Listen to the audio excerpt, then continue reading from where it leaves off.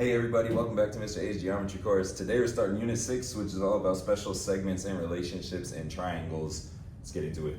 Section 6.1 is all about bisectors and triangles. We're going to start here with a perpendicular bisectors theorem that says if a point is on a perpendicular bisector of a segment, then that point is going to be equidistant from the endpoints of that segment. So equidistant means the same distance away from the endpoint. So let's see what that looks like here. We have a perpendicular bisector, line CD.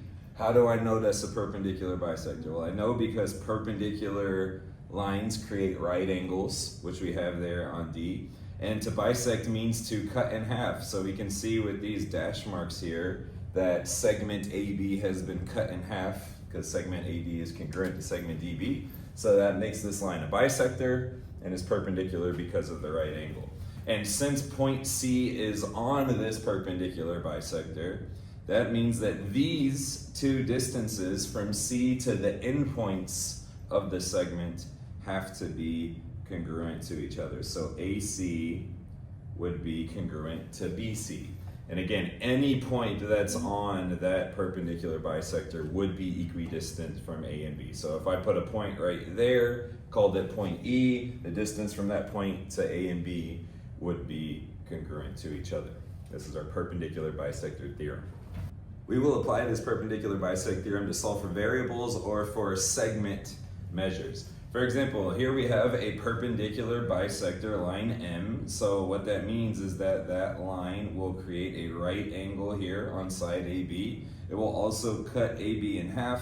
And our theorem tells us that any point on that line, like this point right here, will be equidistant to the end points of that segment. So that means that these two pieces right here have to be congruent to each other. There's also some evidence of this from previous lessons. Before we solve for x, I want to show you really quick that because we have a right angle right here, and our linear pair, we get a right angle adjacent to it as well. And if we look at the two triangles, we can say that this little piece right here is congruent between the two because it's a shared side. That makes these triangles congruent to each other by the side angle side congruency theorem.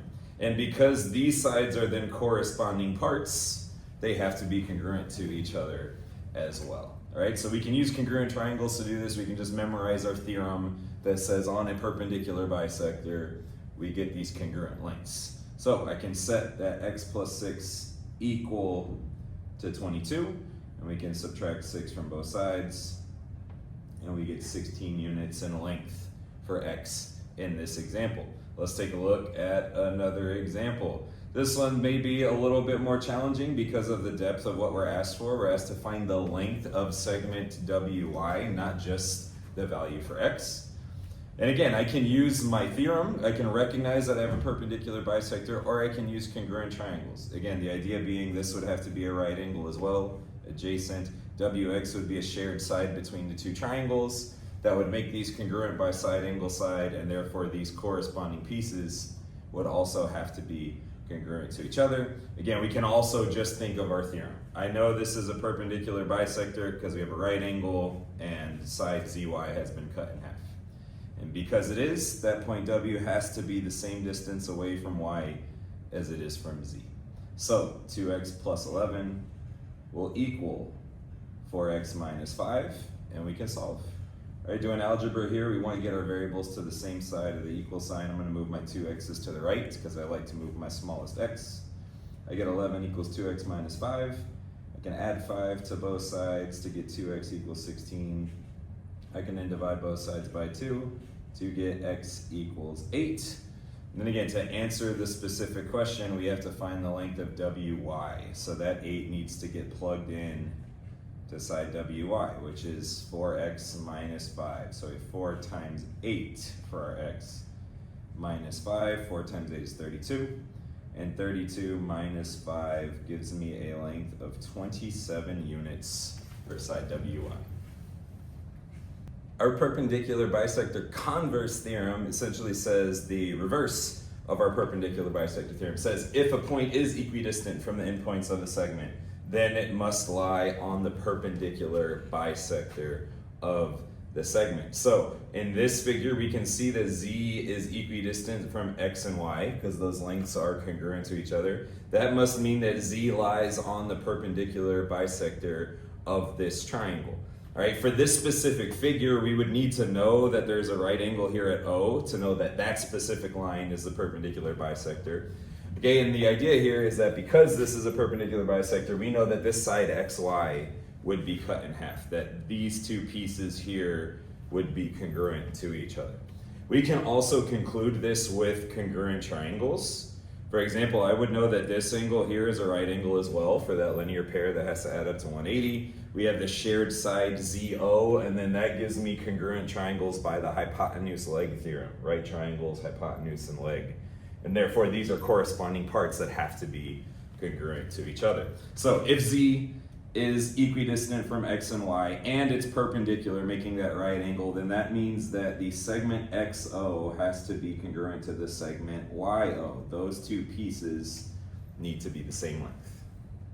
All right, let's look at the math here. Again, the challenge in these examples is really just understanding what you're looking at. Like it is with most of geometries. Do you understand the figures that you're seeing and the properties that are marked for you?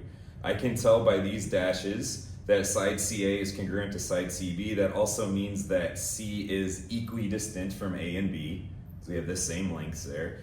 And this piece of information tells me that CD is perpendicular to AB. Remember that upside down capital T means perpendicular, and perpendicular things always create right angles at their intersections. So CD is my red line, AB is this segment.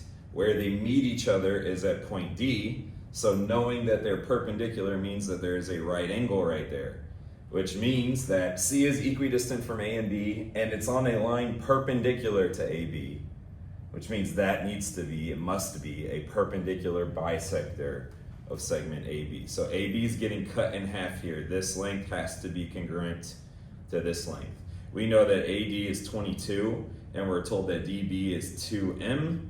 We can solve for M by just setting those values equal to each other, since we can conclude that they're congruent. We divide both sides by 2, and we determine that M is 11 units long in this example. Right, let's look at one that's a little bit more challenging in terms of the depth of the algebra. We're being asked in this example to solve for YZ, so the length of this whole bottom side. So again, we're being asked to solve for YZ, this entire length down here. And again, the key is recognizing that our marks here tell me that X is equidistant from Y and Z. My right angle tells me that X is on a perpendicular line to this side down here. And by our converse theorem, that means that YO has to be congruent to OZ. So this 3x minus 7 for segment YO must be equal to the 5x minus 23 for segment OZ. And we can then do algebra to solve for the value of x in this equation. I'm going to skip algebra for the sake of time here really quick. We would get 8 for the value of x from this algebra. That can be plugged in now to either of these pieces, because again, I need to find YZ, the entire thing. I'm going to plug it into YO, which is 3x minus 7, so 3 times 8 minus 7.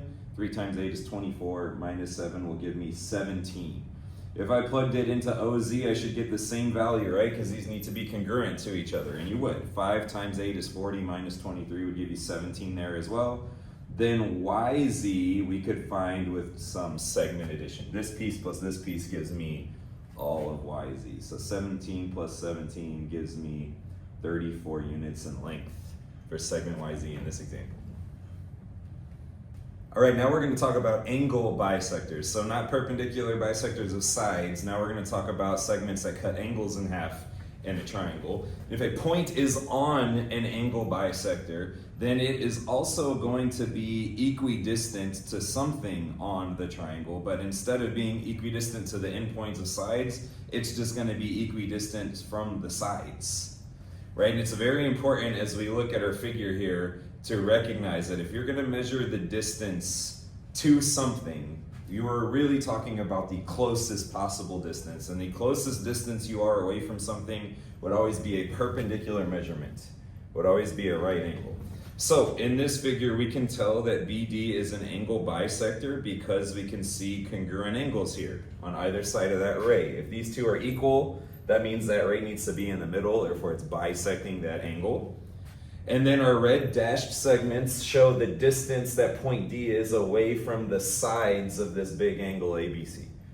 And again, we're always measuring that distance perpendicularly with these right angles. So because D is on an angle bisector, our theorem here tells us that these two pieces need to be congruent. D would be equidistant to the sides of this angle. So segment DE would be congruent to segment DF.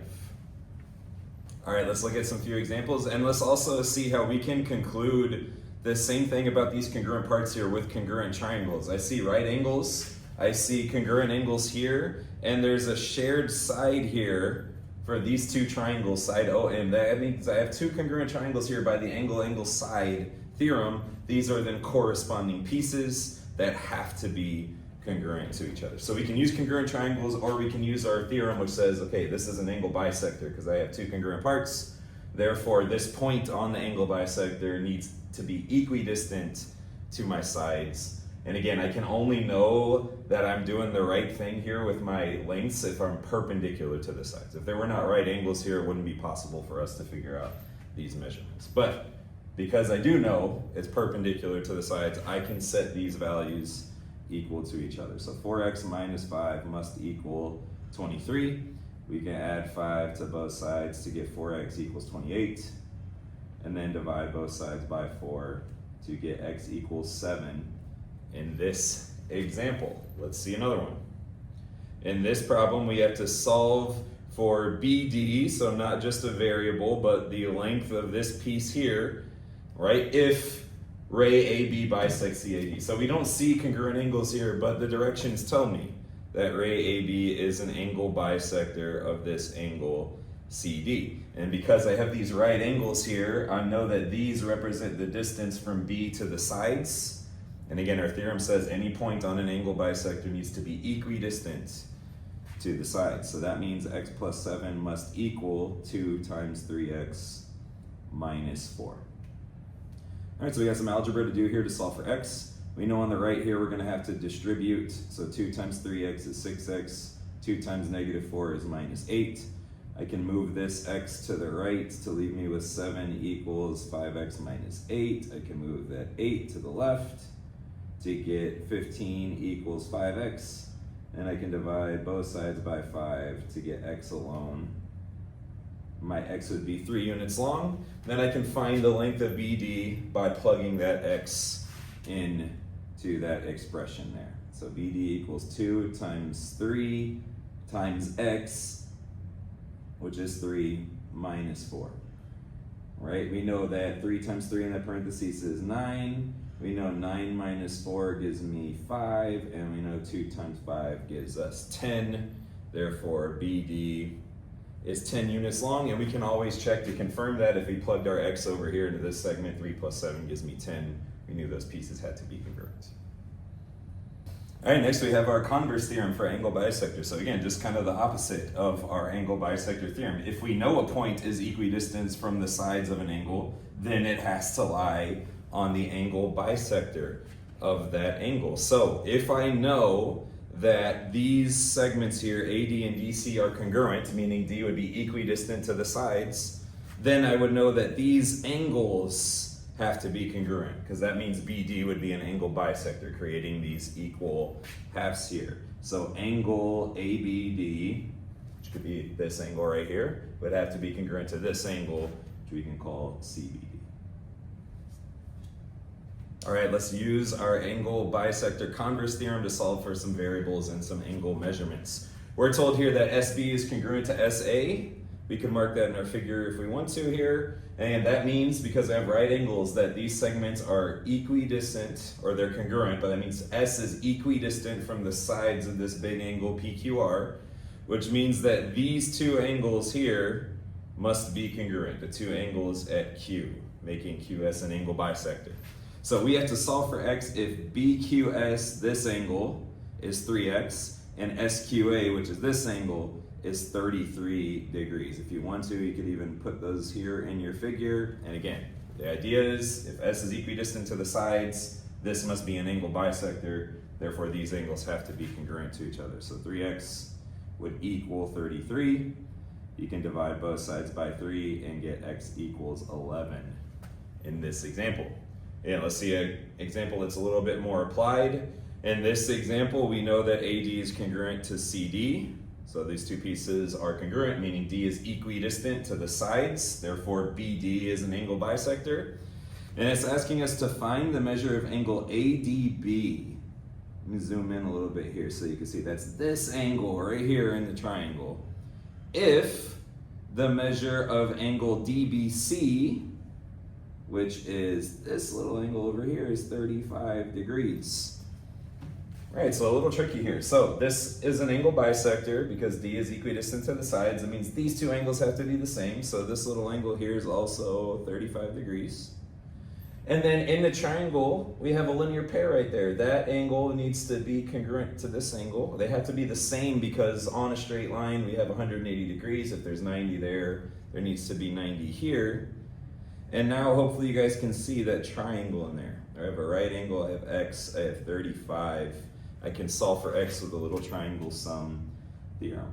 Again, this is a big challenge in geometry. It's can you see individual relationships that we've learned prior in geometry that apply to our new information. We could subtract this 125 from both sides and determine that x is 55 degrees in this example, and that's the measure of angle ADB, where my x is. All right, guys, that wraps up our lesson here for 6.1, the start of Unit 6. We'll see you in the next video.